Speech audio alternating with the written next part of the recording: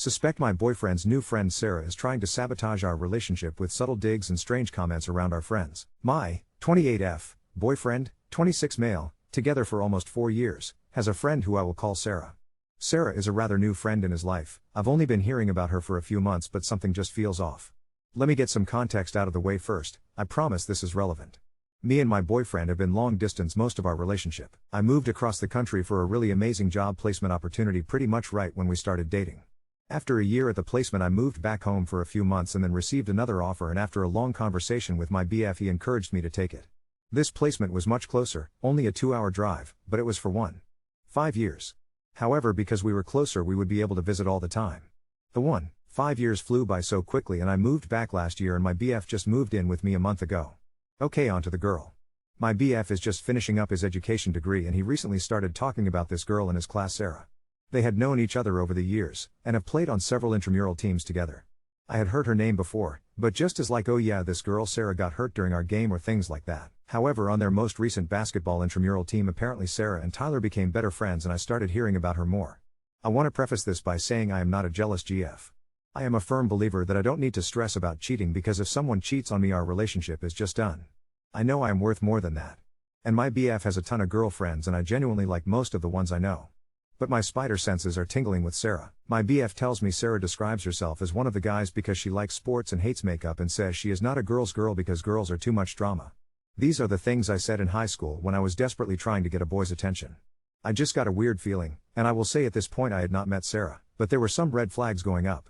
Recently, Sarah's family threw a barbecue for her graduation. My BF was invited, I was not, but neither were any of their friend group partners, and so he went. When he got back, he was telling me about the barbecue and was saying he met Sarah's mom and they chatted for a hot minute. I asked what they were talking about, and he told me she was asking a lot of questions. Most of them were pretty basic. Where are you from? What's your plan after grad? Those kinds of things. However, my BF told me about a portion of their convo that made me feel weird. Sarah's mom specifically said, Sarah tells me you have a GF, to which my BF said yes and told her how we met and about being long distance for so long. Sarah's mom apparently then kept saying things like, why would she not stay here with you? Why did she chose to leave when she could have just worked here and been with you? Eventually Sarah came up to them, and when she learned that they were talking about me, she jumped in saying, oh, his girlfriend is so smart and so pretty. Mom, she just works so hard at her job and she's climbing that ladder. Her mom then went on this long rant about women not doing what women should do anymore, and how sad she was to see women pick their careers over family. My BF said he eventually got a little uncomfortable and just kind of ended the conversation and went to talk to his friends. The second circumstance that has weirded me out came when Sarah subbed for my BF and I's rec basketball team. We needed an extra girl because we were short, and in co-ed you have to have at least 2 girls on the court at all times. So my BF suggested Sarah sub, and I agreed. I wanted to meet her and we needed a sub, so why not? At first Sarah was fine. She came and my BF introduced us and all was well. But throughout the game at drinks after, she said a couple things that were weird. During a play my BF made a mistake and bounced the ball right off his foot and out of bounds. He did so in a way that was really funny. Everyone on the court laughed and we carried on. At halftime, which was right after the foot thing, Sarah came up to me and said, your BF is such a goofball. Did you know sometimes when he is frustrated he picks at his nails? I thought this was a weird thing to say, considering 1. This is rec league basketball and a small silly mistake doesn't really matter, and 2.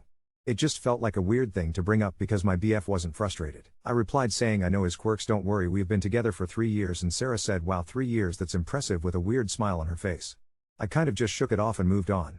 We ended up losing the game by a good chunk, but I think we all had a pretty fun time.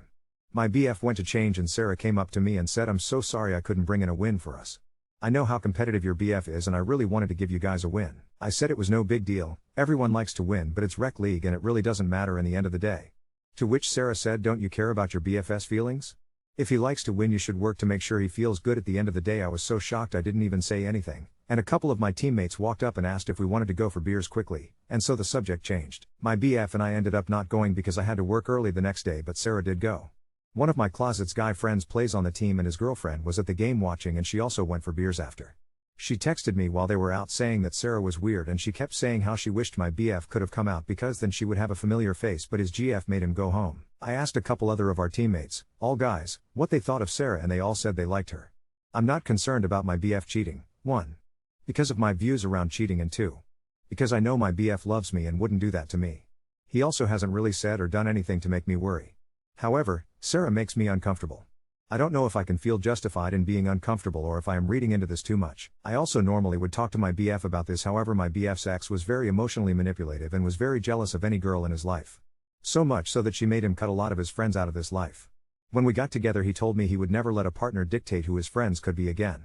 Because of his ex I don't want to bring this up if I'm overreacting or reading too much into things, and I don't want to upset him. I also don't know if I would say don't be friends with Sarah. I would probably land more on Sarah makes me uncomfortable. Here is why, and hope that he makes the decision to spend less time with her out of respect for me. Update 1. I want to be clear that I'm not asking if you think he's going to cheat. What I'm asking is if I'm valid and how to approach the subject knowing my BF's history with his ex.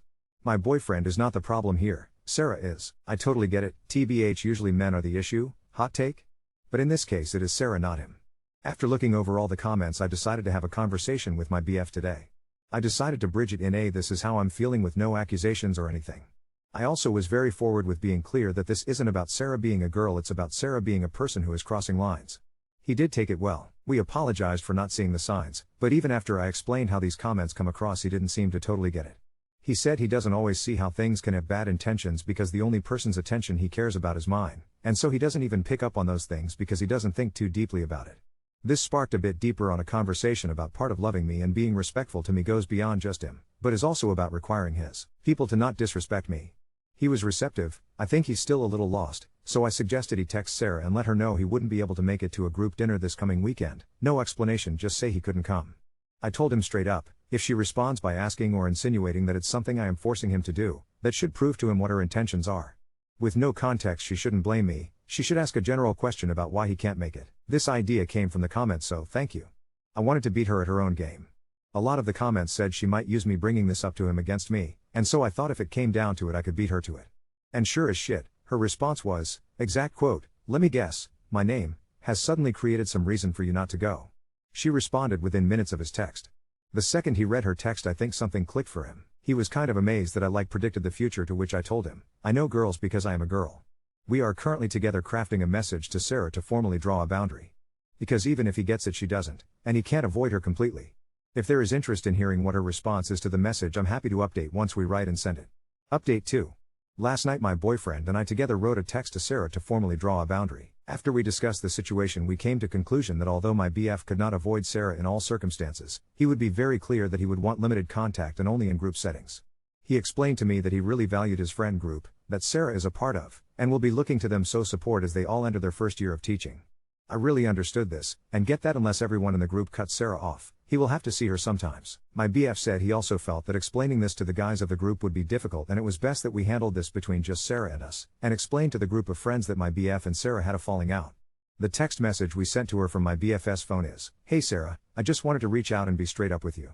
I have been doing some reflecting about some things I've been hearing from others and feel that some of your actions with my name have been a little shady, and when I brought this up to her she told me that she has been feeling really uncomfortable. I can't ignore her feeling uncomfortable, so I need to prioritize her.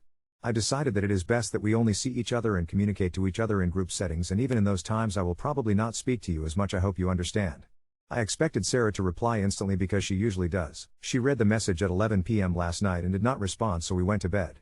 When I woke up I asked my BF if she responded and he said no. I was genuinely surprised, and thought maybe she was handling it maturely. I went to work and got a text from my BF that said she's lost her mind. Apparently last night, instead of responding to my BF, Sarah messaged pretty much everyone else under the sun. She messaged all of the friends in the group individually. We think we have asked 4 people and they all said they got her text, with screenshots of the text. One of the friends, who I will call Josh, is my BF's closest friend in the group. What we didn't know about Josh is that he and Sarah have been hooking up for several months. Sarah went nuclear on Josh, ranting to him about how controlling and obsessive I am, and that my BF was probably being emotional and mentally abused. Josh, who I know decently well, apparently agreed with Sarah and called my BF this morning. My BF is horrible at spilling tea and I really didn't get many details from him about the call. From what I understand, Josh called my BF, asking what was wrong. My BF explained the situation, how well I don't know, I wasn't there, and Josh said that Sarah asked Josh if she should plan an intervention for me BF with their friends to save him from me. Josh told my BF that he thought Sarah was really upset about this, and that's when he told my BF that he and Sarah had been sleeping together. Josh and him talked for a few more minutes, and Josh asked my BF to still come hang out this weekend, to which my BF said he would think about it. My BF texted me right after they got off the call and I told him to check Snap Maps to see where Sarah was. Her location hadn't updated in 8 hours, but it showed her most recent location was in the area Josh lives. We aren't sure exactly where Josh lives, we just know the neighborhood. So here is my conclusions and thoughts. I think Sarah was with Josh last night when she got the text, and she was likely there when he called my BF. I also think if my BF goes to hang out with his friends this weekend, Sarah will hold this weird intervention. I am a little annoyed with my BF because I don't think he compelled to Josh well enough that I wasn't controlling him or forcing him to do this, that it was his decision. What I think has happened is Sarah has just successfully made me the bad guy among his friends, and they all probably think I am a controlling partner. I do care about this. I want his friends to like me because I want to get to know his people. I don't really know this group too well. I've only met a few of them a handful of times. Ultimately, the most important person is my BF, and he knows what my intentions are. However, I feel like I somehow screwed this up. I feel like I gave her what she wanted, and questioning whether I overreacted to everything now. If she's been hooking up with Josh this whole time, why has she been making all these comments to me? Is she still after my BF? Is she really sleeping with Josh? I think my BF is also confused, but he told me that from what Josh was saying, Sarah seems absolutely distraught about the situation. I asked him if he felt that we did something wrong, and he told me he doesn't think so, but now feels awkward with Joshua. My BF texted a couple other people and they all just confirmed they had heard from Sarah. He called one of his other guys from this group of friends, but he hasn't heard back. I feel bad, but I also still really trust my gut. I don't think her sleeping with Josh really changes anything for me. Josh didn't say they were dating, and even if they were, I think her comments and her mother's comments all taken together are still really rude and weird. But I really don't know. My BF said he probably won't hang out with the group this weekend. He says it's awkward now and doesn't really want to be around Sarah, but he didn't say he for sure would not go. I don't really know what to do, but I feel secure in that my BF has my back. I just feel like I ruined his friendship with that group. Update 3. Wow, so. If you thought things were wild, buckle up, because these last few days have truly been off the rails in ways I thought only happened in really bad Netflix dramas. Thank you all so much for the support, messages, advice. Honestly, if I hadn't had some Reddit wisdom in my pocket, I probably would have checked myself into a monastery by now. After my last update, my boyfriend, let's call him Tyler, because typing my boyfriend 80 times a post is killing me, basically avoided all group chat activity. Josh messaged him twice, "Bro, just come, it'll help smooth things over," and Sarah was suspiciously calm in the group thread. Not a peep to Tyler, but she kept replying to random memes and posts from others, pretending like everything was normal. Meanwhile, two of the other guys in the group, Nick and Evan, broke off from the group chat to privately text Tyler asking, "Dude, WTF happened and Sarah is losing it, you okay?" Apparently, Sarah was individually texting people, sending novel-length messages on how she was betrayed by her supposed friends. This is where it gets juicy. Josh's place, Nick, Evan, Tyler, and Josh, with Sarah stopping by later. Early in the night, Tyler tried to, as he described, clear the air with Josh, but guess what? Josh dropped an atomic bomb and admitted to the group that he and Sarah actually started hooking up after she confessed she had feelings for someone in the group, but it's complicated. If your mouth is open, so was mine. When pressed, Josh revealed that he just assumed those feelings were for him because she initiated everything, but as they kept seeing each other, she got weirder, secretive, and super fixated on Tyler, asking questions about him, talking about our relationship, once even melting down because Tyler and I were so stable. It made her feel like an outsider. Apparently, Sarah always had a backup, as Nick bluntly said, not that Josh loved that realization. Tyler finally got to explain everything to the guys, emphasizing that I wasn't controlling, and that he'd been oblivious to the subtext until it got so obvious he had no choice but to address it. Josh, sheepishly, apologized for not realizing the whole vibe. Nick and Evan actually high-fived Tyler for standing up for his relationship like a grown-up. You knew she couldn't resist. Sarah shows up around 10, supposedly just to grab something. She walks in, sees all the guys together, and immediately gets teary. Tyler says it was textbook. I guess this is it, huh? I'm the villain now. Josh, who is obviously a little pissed at this point, finally confronts her, saying, "You were clearly trying to get between them. What did you expect?" And Sarah goes full meltdown. "You never cared about me, you just used me for sex. Tyler was the only real friend I had. Op has brainwashed him and now I'm alone." No one makes a move to comfort her. She storms out, but before she leaves, she stops at the door and says, "One day, you'll all see what she's really like, meaning me, and you'll regret turning your back on me." Tyler goes home and tells me everything word for word as soon as he walks in. My only reaction was to ask if everyone was honestly okay, and whether anyone needed backup snacks. Yes, I am still me. The next morning, Tyler finds out Sarah has left the group chat and unfriended everyone, except Josh, for closure. By Sunday, Josh sheepishly asks Tyler if he can hang out, just us for a bit because he needs to process what the hell just happened. Sarah has since been messaging him, alternating between sobbing over heartbreak from him, and blaming me for stealing Tyler from her. Josh admits he feels grossed out and realizes Sarah had been manipulating him, and maybe the whole group, for attention.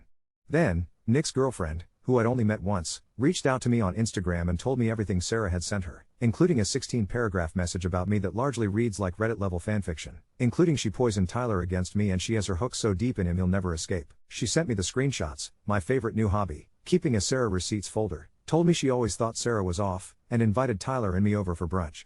For the record, this brunch was incredible and drama-free, and Nick's girlfriend and I have been texting memes all week.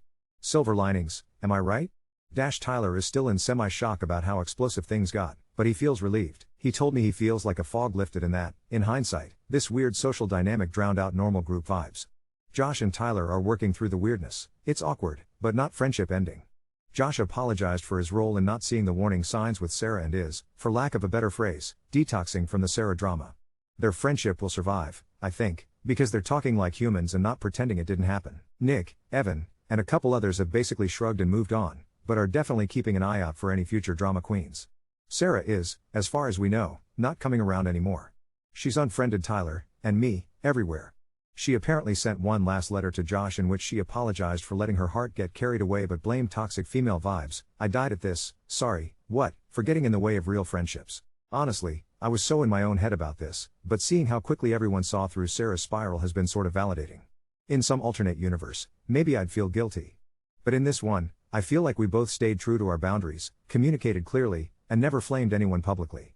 Sarah's mask finally slipped for good, taco night turned into truth night, group chat is Sarah less, Josh is healing, I have brunch plans, Tyler appreciates boundaries, and Sarah's not our problem anymore. We're both exhausted, but happy. Oh, and if you ever get a weird gut feeling about someone, trust it, just maybe bring snacks to the group therapy session that follows. Update 4. Okay, so, I didn't expect to be back this soon, honestly. I hoped my last update was the season finale, fade out, roll credits. But if there's one thing I should have learned by now, it's this: sometimes you think you're in the last episode, and life's writer's room drops a surprise Christmas special on your head the very next morning. This is that Christmas special. Monday started so normal, it almost felt like a cosmic joke. Tyler was headed off for his first day of student teaching workshops, radiating a sort of newly liberated energy. He actually whistled in the kitchen.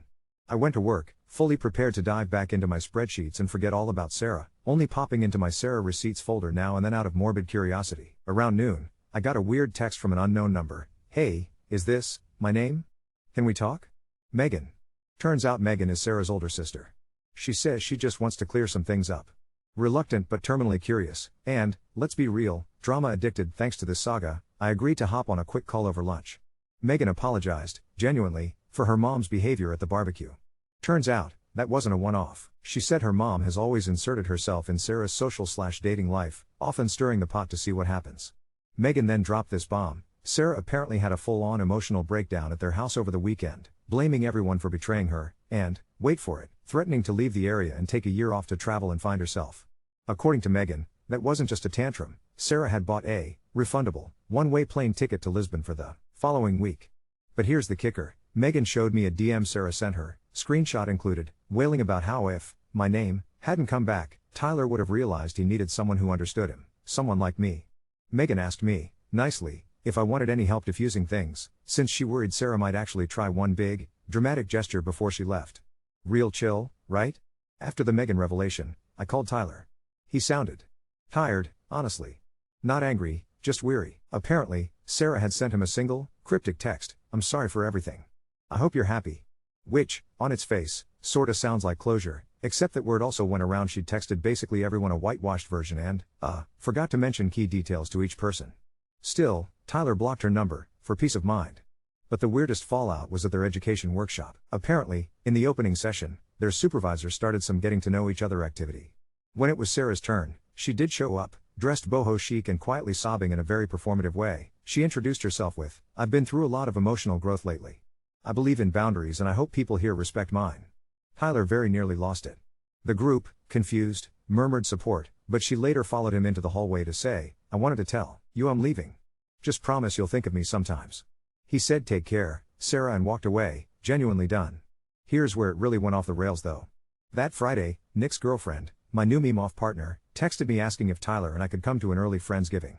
There, at a sprawling table surrounded by too many novelty turkey decorations, we learned Sarah had created a new group chat, support for survivors of toxic friends. At least 3 people in Tyler's group got the invite. One forwarded the whole thing to me, bless him, She'd crafted an entire narrative that she'd been shunned and emotionally manipulated, offered resources on healing from narcissists, and described herself as basically a feminist Joan of Arc. But the best was yet to come.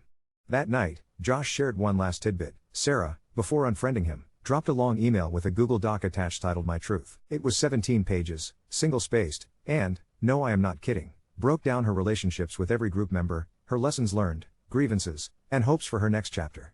Tyler appears in 5 separate sections, most notably what could have been. Betrayals, and how, my name, turned the group against me, a case study. She wrote, word for word, if you truly love someone, set them free, even if that means they are manipulated away from you by jealousy masquerading as boundaries. She also included suggested reading, The Art of Not Giving a Fuck, attached. I wish I was making this up. At this point, no one was even mad. They were just tired. Most everyone responded by soft blocking or muting Sarah and just moving on. Our group chat, now Sarah less, shared memes all weekend. Someone brought pie. Amelia, Nick's girlfriend, and I spent brunch brainstorming alternate endings for Sarah's case study, including a Marvel-style crossover where Sarah becomes a motivational speaker to high schoolers about signs of toxic friends, with a PowerPoint, obviously. In the end, it turns out the people you actually want as friends don't buy weird triangulation or Mean Girls 2, Teacher Edition drama. Without Sarah soaking up attention, the group vibe is 10x better, lighter, less tense, actually fun. Josh literally apologized, face to face, like a grown-up, for getting swept up. Tyler and he hashed out the awkwardness, agreed to raise the group friend bar, and made plans for a guys' weekend, supervised by memes only. My main takeaway? Your gut rarely leads you wrong. And healthy relationships, friends, lovers, whatever, survive drama meteor impacts, especially if everyone involved actually talks to each other.